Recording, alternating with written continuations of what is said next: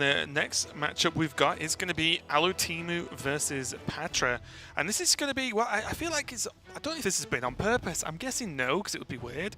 But almost a theme of a lot of the top finishing players have played a lot of the lower finishing players. Not necessarily from the same division, because obviously half of them have changed. But it feels like we've got a lot of top finishers versus some of the lower finishing players. And Alutemu versus Pathra is one of those. Pathra did not do so well last season. And Alutemu was probably the most, or at least for me, the most impressive player out of the whole of the Asia-Pacific region. I agree. Compared to my expectations, where, you know, I knew about Alutemu beforehand, known as Machamp, as his name was before he headed into Grandmasters. You know, he was basically a ladder god, was his main claim to fame, and the main reason that a lot of pros had respect for him. And I expected him to do reasonably well. Didn't quite expect him to do as well as he did. He was just playing out of his mind, I think, for most of Grandmasters. Whereas Surrender, I expected a lot from him. He delivered, but I still expected it from him. So I think comparative to expectations, Alutemu was the standout. Pathra, however, was kind of an opposite story, just performing a lot worse than I was expecting from her. Not able to find those wins in the first half of Grandmasters at all. But completely clean slate here. New season, new format, new expansion, new nerfs next week as well as we head into week 2 of Grandmaster Season 2. So I think this is definitely the chance for Pathra to put her name on the table as a strong contender. Yeah, and also as well, maybe most importantly, new stakes, because if you come last in your group, you're gone. You're out of GM. That's it until you can requalify, obviously, along with everyone else. But yes, you are effectively out. So these players aren't only playing for one of the top 4 spots to make playoffs, they're playing not to be relegated because, as you can probably guess, being in Grandmasters is, you know, a lot of people want to be here. Yes, and, they do. You know, keeping that spot is super important. You then save for another season, and you can keep progressing through each season, try and get those spot at the global finals. But while the players are just getting ready to play, we can just have a cursory glance over the lineups for these players, and I guess I just have to go straight to just Patra's lineup. Is probably one of the more different ones. There is the Rogue, which is the more aggressive options as we've seen. The Reno Mage, fine, but then there's Bomb Warrior and then Mech Hunter, which is a big surprise for me. Yeah, I know that you were saying that you think Mech Hunter is a pretty reasonable pick right now. Yeah, I had to have a shower after I said that, because I'm not a fan of Mech Hunter at all, but I'm also not a fan of the Highlander Hunter. Yeah, and I agree with you, actually. I think it might have found a good spot, because traditionally one of the reasons why it was losing was there was a decent amount of tempo decks going on early on. Like Rogue, you know, you couldn't generally keep up with tempo against Backstab, Eviscerate, SI7 and all that stuff. And against the Cyclone Mages, they just cheesed you out of the game. They'd go for Frost Novas, Giants. You just couldn't get enough damage. Early Sorcerer's Apprentice plays, for example, as well. You just couldn't answer it a lot of the time. Whereas I think in modern-day Hearthstone, with Reno Mage as the Tier 1 Mage deck, it makes a lot more sense to go for the Mech Hunter, because I think they can struggle. Yeah, and you might have better matchups versus other things. We can see the players getting ready. Alutemu has had his Mage banned out, and then also protected his Warrior, and then Pathra also on the Warrior Protect. So both players showing a lot of respect for that Warrior, but actually banned out, has had her Rogue banned out, sorry. So both players giving a lot of respect to Warrior, and Alutemu actually on the, I'll say Control Warrior just because it's not Bomb, but as control-y as the control-y Taunt Warrior is, I guess. So both players rating Warrior pretty highly, and this seems to be at least what I'll say so far is the standard approach. Yeah, I think given their lineups, it makes a lot of sense, especially for Pathra shielding her Warrior. She looks at Alutemu's lineup, and it's very susceptible to a Warrior, I would say, especially a Bomb Warrior. The obviously combo Priest that we've got there, and the Reno or Highlander Hunter knocking about.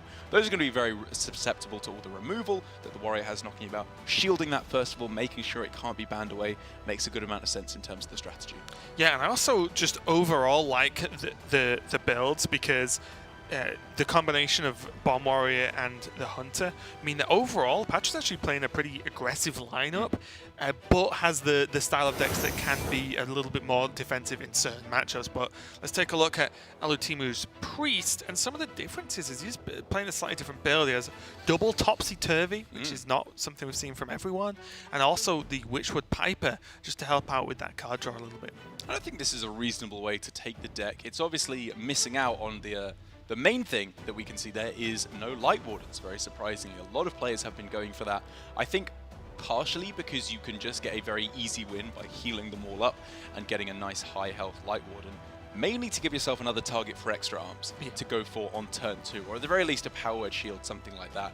But I think one of the main things that we've seen the Priest struggle with is a lack of cheap spells, which is why I think that Alutemu's list could be pretty good. Double Silence, double Topsy-Turvy, double Circle of Healing. It's a lot of 0 mana spells to try and get some kind of crazy combos going. Yeah, it really is. And as we see Pathra's Bomb Warrior, it is almost identical to Bomb Warriors of the previous expansion, apart from the Restless Mummies now replacing the Militia Commanders as just a strictly stronger minion overall. It's a 4-drop, so the mana cost is the same. It has Rush, but it effectively deals 6 and also spread across 2 bodies, which is just more powerful than a singular 5 health. Honestly, seems kind of ludicrous that they would print basically a better version of the Militia Commander when that combo with the Town Cry was already so ridiculously powerful, but here we are. Yes, we are. So at first, like I remember when I first saw the card, I was like, yeah, but it deals 3 and Militia Commander deals 5, so you can reach sort of, some bigger minions. I was like, oh wait, no, I know how Reborn works. It deals 3 twice. That is 6 more than 5. Yeah, it's a strong Checks card. out. Yeah, that is correct. So yeah, those are the starting decks. It is going to be the Warrior versus the Priest. And would you have any thoughts on this matchup? Just purely because the Warrior isn't control, so it doesn't have the strongest set of removal, but it does have more tempo, like minion fighting minion kind of plays. I mean, honestly, I'm still getting my head around the new format with Shield and Ban. I think predicting who is especially in the lead is pretty difficult as it currently stands. With Specialist, that was one of the the biggest upsides and downsides was that it was pretty obvious who was in the lead, so you knew how to plan your strategy. We could form a better storyline. But here, for these players, it is a little bit difficult to figure out, given that the vast majority of players are going with decks I think are strong in the first week. Whether you've got Rogue in there, or Priest, Hunter, or Mage, whatever you're going for as your alternate strategies, majority of players are just going with decent decks, which I think makes it difficult to predict who's going to be in the lead. With respect to Bomb Warrior, however, I think it might put Pathra in a slightly better position here, because one of the things we saw from Sol, at least in the top 8, was dead draw on the pure control warrior. Just got absolutely destroyed by the Mages. He just lost 2 in a row, straight out, didn't stand a chance, it felt like, in either of the matchups against the Reno Mages. And I feel like maybe with the Bomb Warriors, if you can curve out into a Blast Master Boom, you may be in a slightly more reasonable field as to Ritz hoping to just try and burst them out the game. Yeah, I'm super interested in the build as well, because I have been playing a little bit of Bomb Warrior, and not because I'm one of those people day one Bomb Warrior or anything, but because I was genuinely intrigued as to how Bomb Warrior, as such a powerful deck pre-expansion, lines up versus the new stuff. And the only query for me is the 2-drop, the Flunky, not being included in Pathra's list. And I know it's not a bomb card, it doesn't really help that side of it, but it's a heck of a card. It's an on-curve card, which Yeah. Bomb Warrior enjoys doing, and also gives you more juice to continue to play on curve. So I don't know. The tough part is that it's hard to find something to cut to make that, because Bomb Warrior was pretty streamlined before we added an extra 100-odd cards to the game. I agree, and I remember with in the top 8 of Masters Tour Sol, Magaho was on the Bomb Warrior, and he had so many one-offs in his deck. I really wasn't all too big of a fan of his deck. He was playing, one Rover, one Town Crier, one Execute, one Shield Slam, like all these pretty core cards he was only running 1 copy of, whereas, I'm a big fan of just running as many 2-ofs as possible. There's a reason why you run 2 of them, because they're the better cards in your deck a lot of the time. And so I think, I can fully understand why Pathra has cut the Flunky, because she's just going with a safe pre-expansion list for the most part, where she knows it's good. I do agree, however, that the Flunky is definitely worth a spot to cut something in this list. You have to be able to find some way to fit it in there. The amount of games I've even gone Flunky into Flunky into Flunky, it's actually kind of silly, because it has the bias on the Discover. You can just keep, it's like 1 card and you just keep putting 2/2 taunts in the way and don't have to spend any of your actual cards. It's insane. Yes. Sorry about the slight delay in getting the game going, but we are ready now. Alutemu on the top, one of the best performing players last season on the Priest, versus Pathra on the bottom on the almost old school Bomb Warrior now. A couple of changes just in the form of the 4-drop Rush minion choice, but outside of that, it's the Bomb Warrior That's it. everyone should be very familiar with. That's right, and a pretty reasonable starting hand here for Pathra if she wants to go for early minion development, but that's not necessarily what you do want to go for. Sorry, against the Priest. I think there's a pretty good merit to mulligan quite heavily for cards like Town Crier to find your rush minions, maybe even the rush minions themselves. Shield Slam, Wrench Caliber can be very strong as well, because if you are met with a strong tempo starting hand, you can just fall very far behind. Did just keep the augmented Elic, mainly I think just because it's a 4 health, it's gonna stick around a little bit more than just the Clockwork Goblin on 3. Yep. Anyway, but yeah, I kind of like the mulligan. Pathra just gonna have to Omega Assembly on 1. You're not gonna wait till turn 10 in this game. Yep, love this as well. You'd much rather find something like Dynamatic or maybe even just a Devastator to play on 4. Or this, although this is quite significantly weaker, I think. Yeah, this just has benefits of if you have to brawl, you've got more stuff on the board. Yeah, it has the downside of having more minions to circle with healing with. Oof. Yeah, Northshire Cleric, which is a bit And already, pretty decently sized downside. Actually. you just see the terror, don't you? It's just like Cleric on 1, you're like, oh no. I guess Oh I'll no. die. When there's coin available as well, it's Yeah. it's Whoa. terrifying.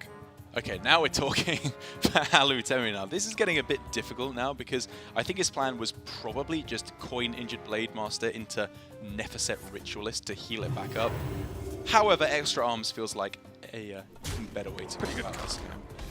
Peel the armor. The Cleric is safe right now from anything that Pathra can throw at it until next turn when the Mummy is available. Augmented Elic looking significantly less useful now, of course, now that another Extra Arms is available to clear it off. But it would mandate, it would mean that 2 of the mana on that turn would have to be used up, which is far from insignificant when the Priest is so limited in its early mana. And then Explodinator into Brawl. If you think your opponent's going to go really big on just 1 minion this early, as long as you think you can survive, like Explodinator into Brawl isn't terrible. It really isn't. It's interesting to go for the Clockwork Goblin here for Pathra. I totally get what she's going for in that it's the lower health minion that dies anyway, but I think forcing Alutemu to use the more arms there had a pretty big benefit, as I said. Yeah, there's only 2 mana spare, and that's including the use of the coin as well. Oh, like now we can see trade, Tolvir, coin, And then Ritualist. Ritualist. It's insane. I mean, we could have seen it anyway and just leave the Elic at 1 health, but that's quite a lot better at helping to trade the board. Whereas now Patra's just kind of getting wrecked. 5 damage, not really an issue. I don't think Alutemu plans on the game going long enough for these bombs to really matter, unless there's many, many, many of them shuffled in. But already, this 6 health is just, ugh. I'm happy Nerfset's good though, because I had that in my top 3 cards. Really? Yeah. I think it's I remember the other one. Do you have Flame Ward at the top? Flame Ward, yeah. And I can't remember What was my 3rd one? It wasn't Amit, was it? No. I'm going to check. You always have slightly off-meta ones. Well, I didn't want to pick, you know, the legendary cards. Yeah. You know, that I tried to pick something that I thought was maybe a little bit unexpected. And this is definitely my favorite underrated aspect of Saviors of Uldum, is they take kind of vanilla cards. I think cards that would be considered like pack filler cards traditionally, like Nefeset Ritualist, and they just push them up a little bit, make them playable. Like I think in a previous expansion, Nefeset would say like restore 1 health to adjacent minions, or restore something 2 like health. that. Yeah, and you'd be like, you know, it's all right, maybe you play it, but probably not.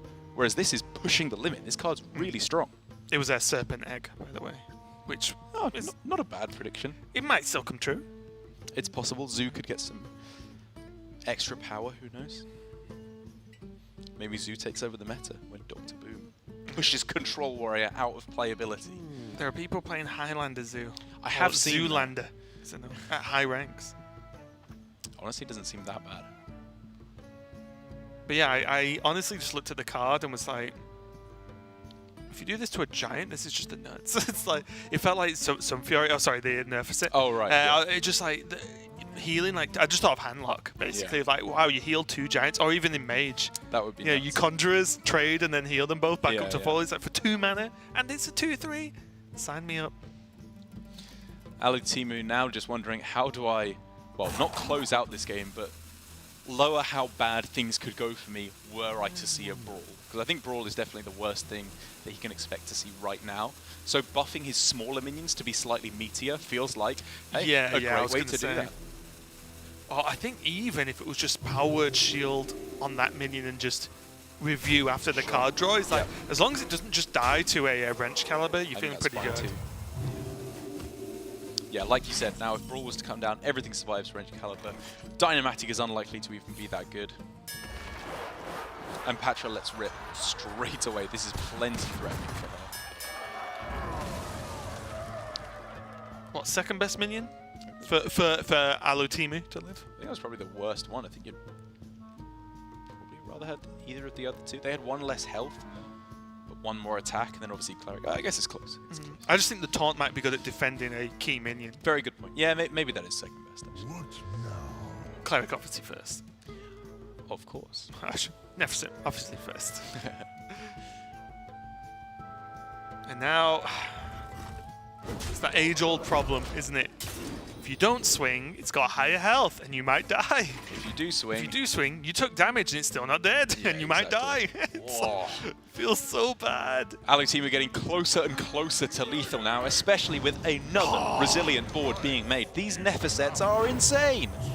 Like, now it just feels like the swing was pointless, but you had to do it anyway. You can say this is an unwinnable matchup for the Priest. I say Nefer, say Nefer. I like it. Thanks.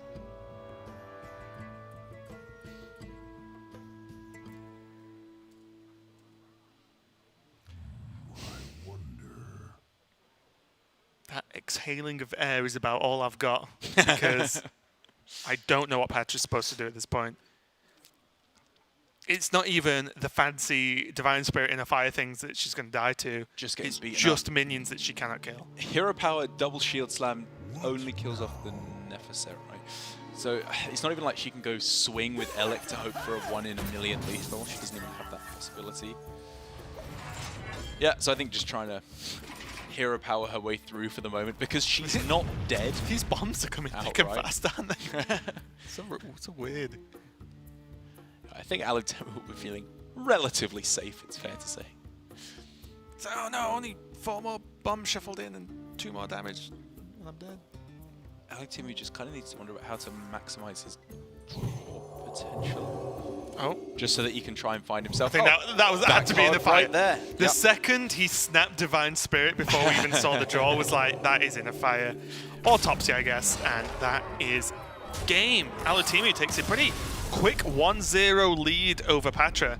And pretty impressive. And like you said, that the matchup versus Warrior generally is difficult, but just those Nefer sets is insane. Just having those minions that are unkillable, because there wasn't the Mummy, I think, is the key one. There wasn't the Town Crier into Mummy, which could have dealt with one of the taunts. And when you've only got 1 or 2 minions on instead of 3 with a taunt, it just becomes that little bit more easier, take a little bit less damage, and you can continue the game a little bit longer. But Pathra was not afforded that opportunity at all, because the hard work was done with the Brawl, and Alutemu was like, okay, again. And that's where Priest can fall. Sometimes they cannot say again and rebuild the board. But Alutemu managed it and goes to a 1-0 lead over Pathra. There's still plenty more games to go today yet, so don't go anywhere. I'll be right back with game number 2.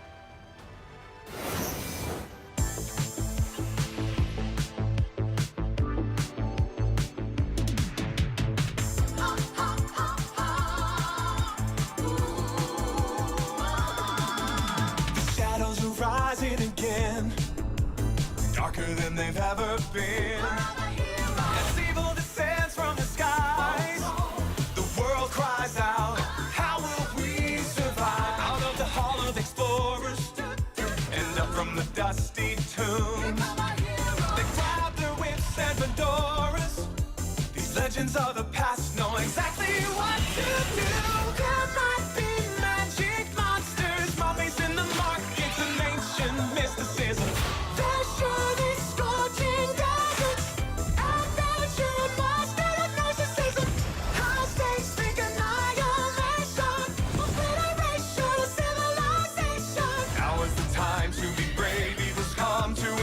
But this league's gonna save.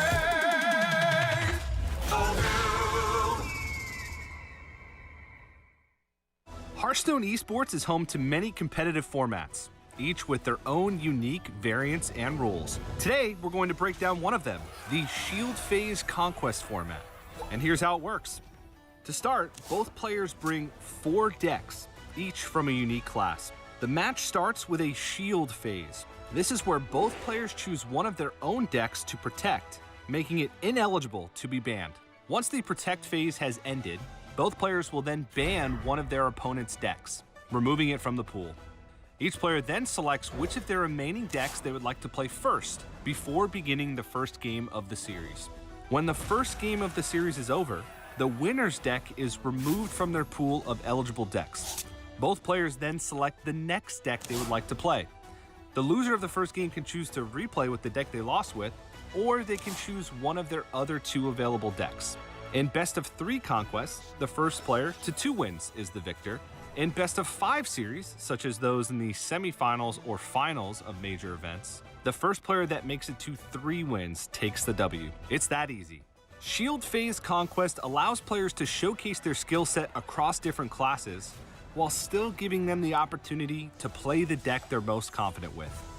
Now that you've got the download on Shield Phase Conquest, we wish you well on your deck building adventures.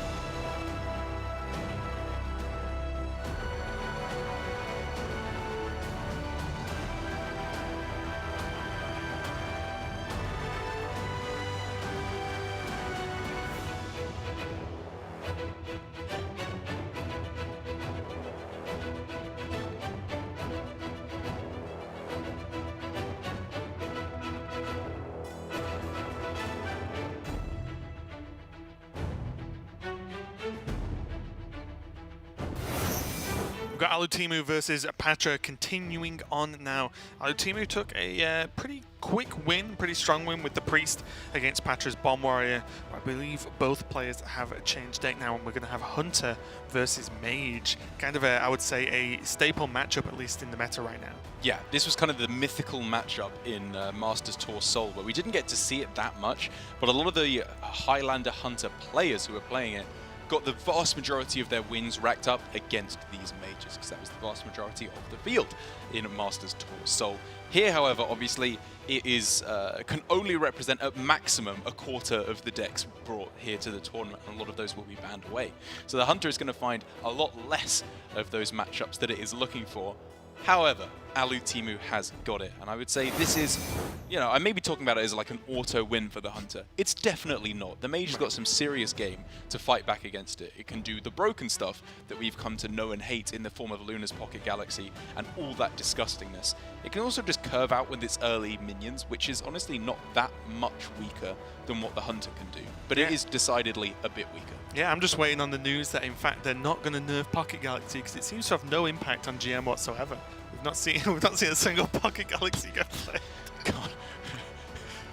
Sorry, I'm joking, Dark. It was a joke. It was a joke. Can you imagine if they were just like, psych? You should see the look on your face. Oh yeah, we've released. It's 4 now. We've released a Never new blog complain post again. about the nerfs, and it's just psych. That's the whole post. It's just a picture of juicy psych melon. But anyway, before we get people too upset, let's get into this game. Alutemu on the top, currently leading 1-0 versus Pathra on the bottom. Hunter versus Mage. Not a bad start for Alutemu. Snake Trap obviously not going to activate 100% unless you play a minion beforehand. So Snake Trap Coin Hyena Alpha seems like a pretty reasonable way to get the ball rolling in terms of damage against the Mage. Yeah, I like it, and especially because you still can throw Spellbreaker and Kill Command, which is still a decent mulligan, I would say. I think like having 2 decent cards and then 2 throwaways is not bad for a Highlander deck, right? Because I think with a Highlander deck, you do have to kind of take what you're given a little bit. So I do like this, and having Zephyrus now available on demand. This The hand ultimate is- curve of Zephyrus into Animal Companion fun. I mean, it's not ridiculous. Look at this hand from Pathra, though. Yeah, both of these hands are pretty juicy. I mean, I think for Alutemu, he'll probably still stick with the plan he was thinking of Snake Trap, Coin, Hyena Alpha, especially as Doomsayer probably comes down somewhere in the middle of that from Pathra, at which point Alutemu can respond very likely with Zephyrus Shadowword Pain. If he can't already just take it out with what's on board, which is also very possible with the Hyena Alpha. So, over the course of my horrible win rate with Mage, I learned and applied a rule to myself that if I can play Doomsayer on 2 against a deck that I think might be aggressive, I play it. Even if they've got nothing on. Because whenever I held it, it was always too late. I always got killed and then I was dead. So it's a little bit different because there's Ooze available to Pathra, but I think one of them needs to come down 100%. I don't think Ping and Pass is enough. Interesting. Yeah, and this is, I'm probably overdoing it, but honestly, I feel like because your defensive tools are not as consistent, you need to be as defensive as possible in the early game when you can. They have very few 2-drops that they're going to play on 2 that you can't respond with Doomsayer on the other side of it. And I think But then if they play something and then they deadly shot the Doomsayer, then you take damage, and then they play something else, it's like... I think this is a hand as it currently stands that says Frost Nova Doomsayer for when you fall behind. I fully see your point, but I think that given there's a deck that their options are very likely to be secret, the Doomsayer, I think, doesn't buy you enough value to be worth going for it there, when you're very likely to be able to just curve out into Snip Snap anyway. Because the thing is, even if they have Sun Reaver Spy, if you play Doomsayer, they'll play a secret instead, because they very likely have one instead. So even if they were going to play a 2-drop, they probably won't when you go for the when you put the Doomsayer. Yeah. So now Alutemu on 3 mana has a couple of choices to make. He can coin out that Hyena, and I don't see why not. He does have other 4-drops available. He does have Subject 9 that he could coin out next turn, but I don't think, as Alutemu, I would like to just leave this Snip Snap chilling on the board. I don't know, it's kind of close for Alutemu. Like, coin into Houndmaster Shore, if the secret doesn't get procced, is kind of ridiculous. If it does, it's still not that bad, because you could just go Zephyrus instead. I just like something this turn. 100%. Yeah, I yes. think I like coin something happens, Because I was going to say, it probably doesn't get procced unless Polymorph is picked up to just go Polymorph and then trade. But then I guess the thing is, even though you've procced the secret so Hyena Alpha can't come down, there's then 3 snakes in play, which is not that bad for Alutemu either.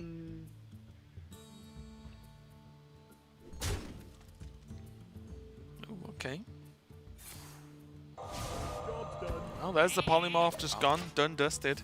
And now there's still a Hyena into the Subject 9 available. Pathra, I think, has whittled it down to either Rat Trap or Snake Trap now.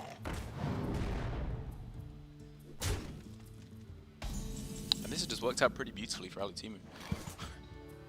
Until Pathra draws the Flame Ward as well. Man, she's just top-decking answer after answer for these minions coming down from Alutemu. But now's the weird question, right? Because this deck only runs 1 secret, Oh, okay, yeah. it's not a secret at all. I'm lying when I call it a secret, It's because face up. it's Flame Ward 100% of the time, as long as it's not a discovered card, of course. So if Pathra plays it, Alutemu will just trade, run 1 minion in, and then play a minion. There's no... Alutemu can play around it to the best of his ability, given what cards he has on board. So maybe it's a Nova Doomsayer instead, because it's the board is very, or at least reasonably resistant to a deadly shot.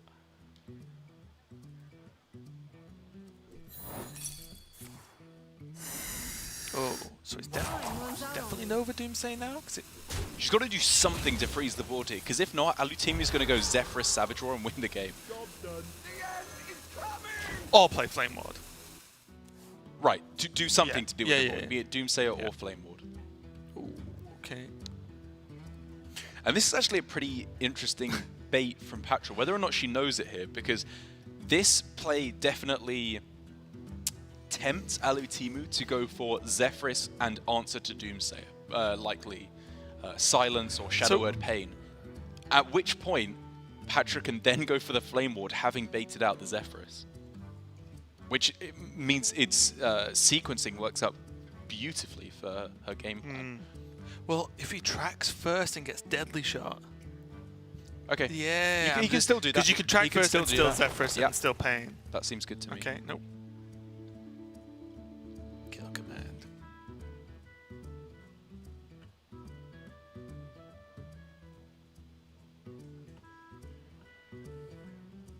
Moves quickly.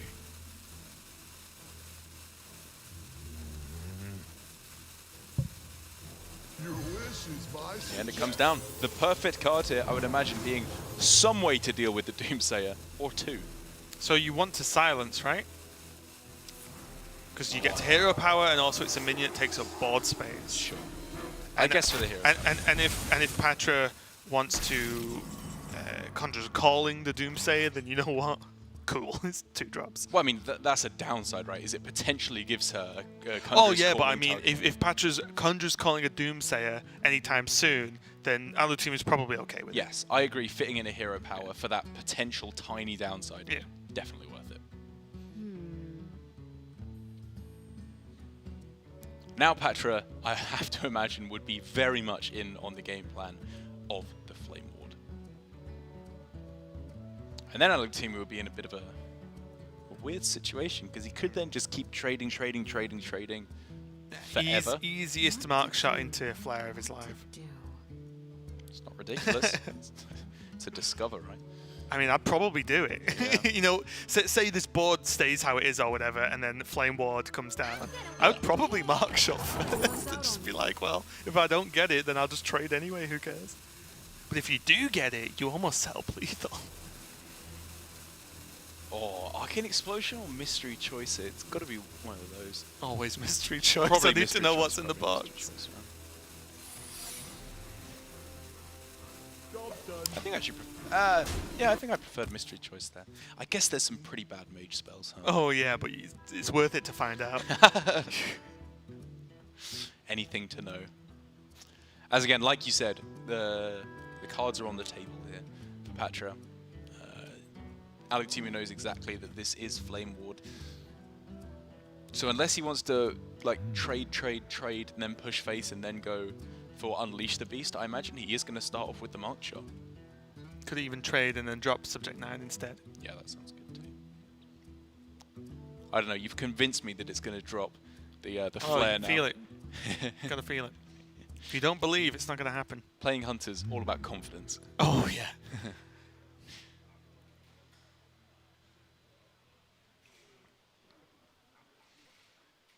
Well, the team is running out of time, as you can see on the lovely new timers. Yeah, those are pretty cool. Yeah. moves quickly. Oh, close. What? What does that even mean? You didn't stand if you're a real hunter player. It was really close.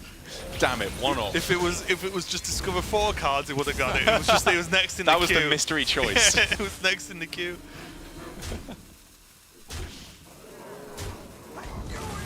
Yeah, Alutemu taking it slow, saying it's not worth it to activate it and then follow up with development next turn. He's Well, just going to stop Pathra from developing anything. Exactly, and if anyone knows how deal damage when attacking face is played around, it's hunter players, right? Yeah. Because it's basically just a big explosive trap, except that the damage is always done by the first minion that attacks it. Yes. So a lot of the time, people used to play around explosive trap by attacking in and then, okay, refill the board. You could just not attack and always win the board every single turn until you decided, which was definitely the way forward most of the time.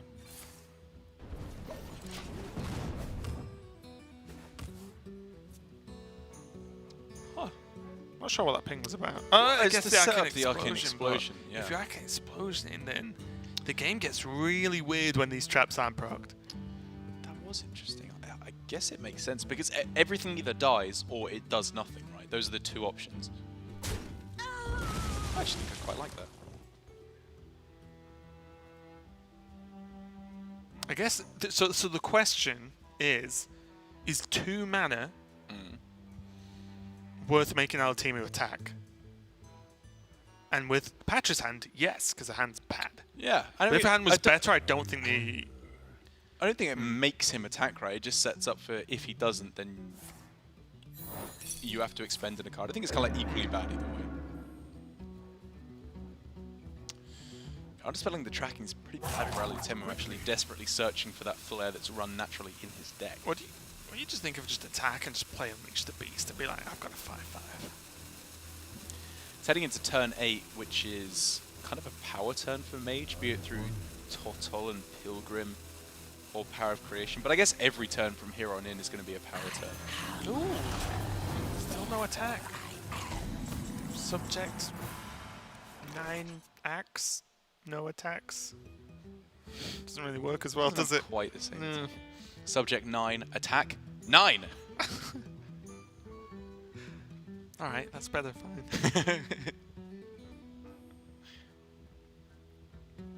I wonder.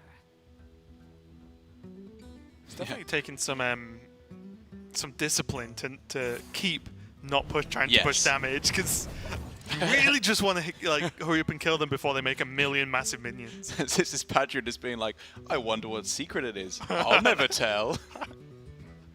I'm just putting your subject 9 to 3 because Yeah. I feel like don't know. it. Yeah.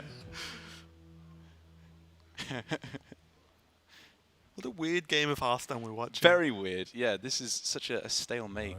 Because the problem is, although it's the correct tactic in general, you can overdo this, where you actually put all your resources on the board and then they all just die. It's true.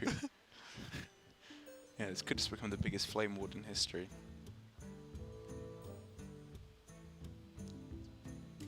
I wonder. When you have explosive trap in Hunter, you can't. There's no way you can upgrade it with Varisa, right? With the weapon to get plus.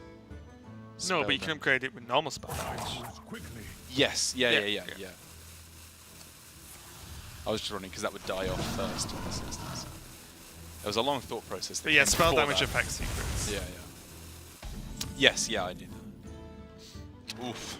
And this is kind of the problem for Alutemu here, is as we continue in this stalemate turn after turn, I think things eventually slip into Patra's favor. Uh-oh. Eventually she's going to do something like this. Play Pocket Galaxy. Probably. I mean, why not, right? It's that or Blizzard, but I don't know. It's not worth it. Patra's just spent a long time setting up the perfect flame ward. Yeah, I think Galaxy's a lot better there. Like, Galaxy's the dream outcome. It's the one thing for she's her. missing. Yes, because if it was the Power of Creation, it would just be traded into. It wouldn't even be good here. Like, Alutemu wants Pathra to develop minions so that he can kill them off.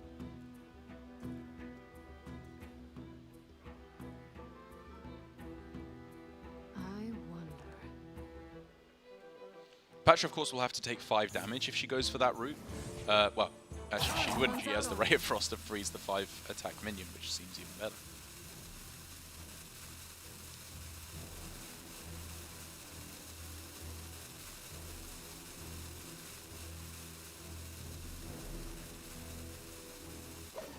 No, not gonna bother with the ray. Interesting. Just take the damage.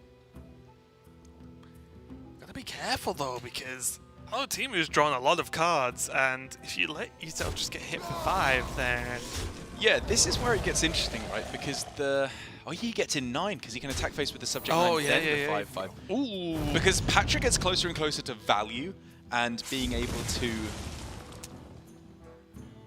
Patra's being able getting to go closer to and an closer. unbeatable board state. Alutemu gets closer and closer to 1-turn kill surprise lethal. I mean, this is what, 5? And then also you He's still probably... got Leroy in hand too. Yep, and then kill command 2. It's Deadly Shot and Freezing, but you probably play Pressure Play, I think. Fine. Yeah, I don't think it matters all too much at this point. Well, what you want to do, think about, right? Something into Conjurer's Calling is a nightmare. Fair point. That kills one of the minions. Yeah. So I think Pressure Play is really the one that applies the pressure the most.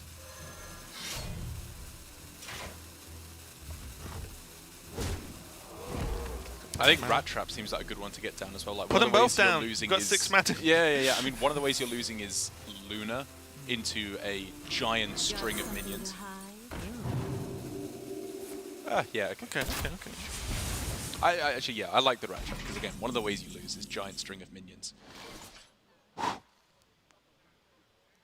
Alex Straza on the board probably has to be used defensively. I think it would be a little bit too brave to go anywhere else. Ignoring Alutemu's hand, in which case we can see she would be 100% dead if she pointed it at his face. What to do? What to do? I bring life. No giant this turn? I'm a little bit surprised. How much did it cost? 7 at the start, so we could have seen giant Alex double Frost Nova. Leaves up the weapon. Oh, sorry, double Ray of Frost, which leaves up the weapon. Only 3 though, I think. But the problem is, yes, this is doing a lot of stall and removal. But which can be Ray of Frosted, of course. But also, I don't think it's enough damage to catch up.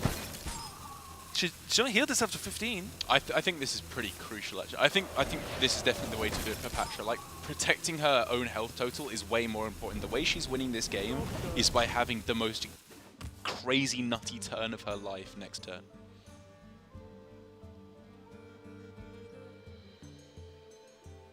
Which is certainly possible, especially now that Rat Trap has been kind of dealt with. This is going to be traded into Deadly Shot, I imagine, to just reduce any chance of Pathra doing anything too nutty outside of course, Lunar Pocket Galaxy things.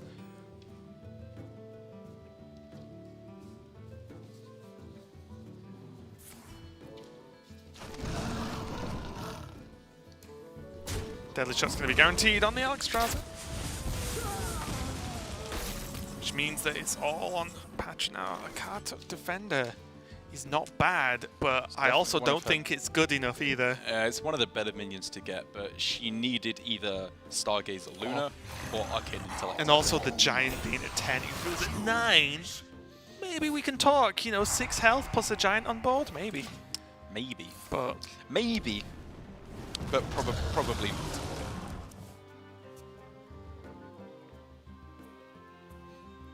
oh, nice. Seriously, you can do the 1 damage to the Carter.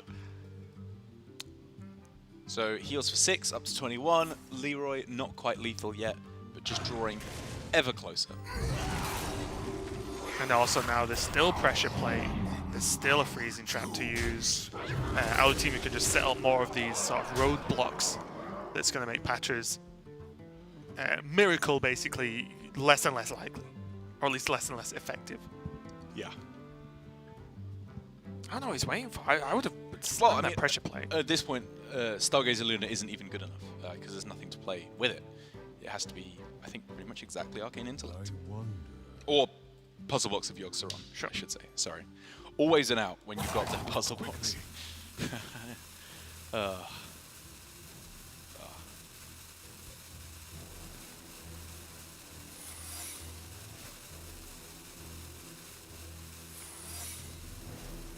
I like it. I don't think the Microtech, the Stage Snap actually does enough versus the Secrets and Hero Power. You just want damage. Yep, Flame Strike Ping. Just gonna play this up, but Still not dead. Still alive. but does Pathra even have any heal left in the deck? I don't think so. Celiax, has that been played? Ah, exactly. Yeah, but should be 0 minions. Well, that wouldn't Hero win power. next turn because then Leroy can't connect face if Celiax comes down anyway, right? True. Because the taunt's in play. What if is there something they can draw though? Well, I think this gives him a higher likelihood of winning the game I know what because it stops. It makes up the 3, doesn't Yeah, it? So. I think so. Probably just about worth it. As Pathra all in, one final draw to win her the game. Wait. Could be it. One more kind of draw to win the game. Okay. Still One could more be it. kind of draw to win the game. Again, whether or not she knows it, there is a Leroy waiting to kill her if she doesn't do a miracle. It has to be more than just remove the minions and play. Yeah. And That's not going to be it. this makes sense to try and stop the minions on board from trying to kill her, but it's not going to get the job done. It is not. Alutemu's been pushing it for a while, and Pathra did try to defend with the Alexstrasza and some of the freezes to try and buy some time, but even with the Tortolan and getting that Lunar Pocket Galaxy active, it was not enough, because the biggest thing about Pocket Galaxy is you need to follow it up with card draw, unless you can exactly in the following turn draw the perfect card. So you need some help from Zephyrs on that one, but it's going to be Alutemu taking a win, 2-0 over Pathra, and kicking off his Season 2 just as well as he kind of ended his Season 1, actually, because even though he did not qualify to the Global Finals, he did extremely well. Yeah, his second place finish was a bit of a heartbreak for him to not get through, as I think he was definitely, as we keep saying, one of the most deserving players consistently throughout. Because, you know, we've seen the players who started off poorly, did well, like Staz. Some of the players who started off very well had a bit of a wobble, like Dawn, I remember, from Season 1. But Alutemu just consistently throughout performing one of the best, and I'm glad to see him off to a strong start here, as it seems like a lot of the decks he's playing, while deviating from the deck we know him for most strongly of Cyclone Mage, definitely feels to fit into his playstyle pretty well, especially that combo priest. I think he's really on the money there, as he had a really good understanding of how the matchup works against the warrior and how you're trying to have all those big high health minions.